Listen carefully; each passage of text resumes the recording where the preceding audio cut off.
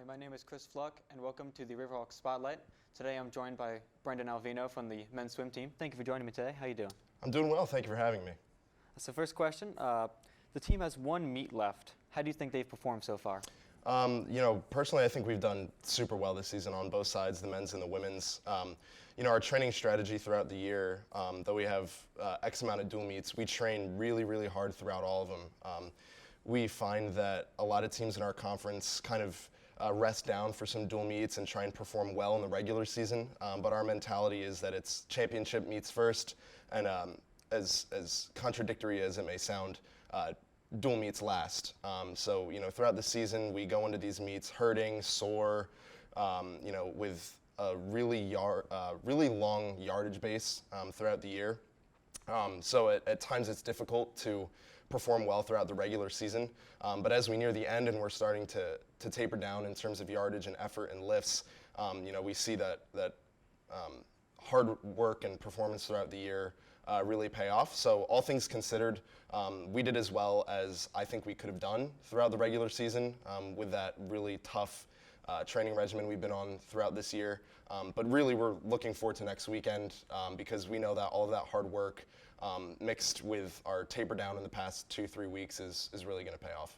And a big weekend coming up for you guys. So you broke a record with a time of 51.14 in the 100-meter fly. How does that feel? It was a great feeling. I broke that school record back in December at our Ithaca meet, and at that meet, it's really a mock championship meet.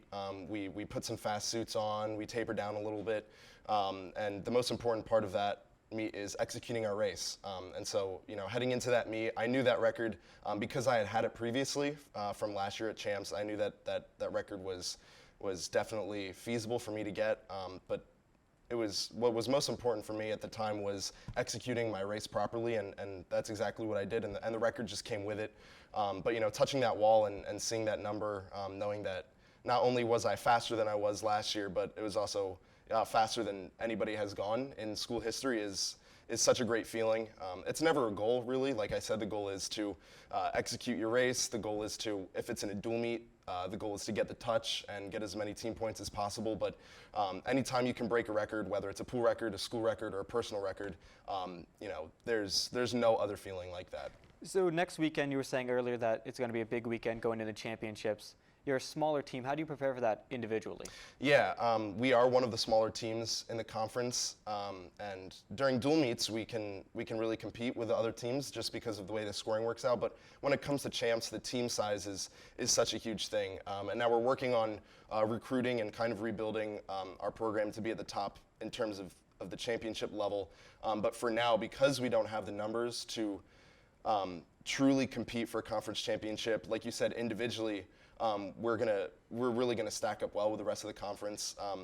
Our goals include winning as many events as we possibly can, whether it comes individually or relay-wise. I know heading into champs, we're gonna have a number of our top guys be the top seed, at least going into the prelims, then hopefully going into the finals. So it's going to be an amazing environment. It's going to be kind of the same as it was last year. We won a handful of events. We won our 200 free relay last year, and that same relay is back this year to try and compete for another landmark conference gold. It's going to be on all cylinders really from all of our athletes. We want to win as many events as possible, and though it's never really an expectation, break as many records as possible because we have a veteran team full of a lot of older guys, and it's kind of their last dance. If you watch The Last Dance on Netflix, and so we all really want to succeed individually, though we can't compete for a team championship. You can look for a lot of great individual all-around performances, both from our men and our women. All right, well, thank you for joining me today. I'm Chris Fluck, joined by Brendan Alvino from the men's swim team. This was the Riverhawks Spotlight.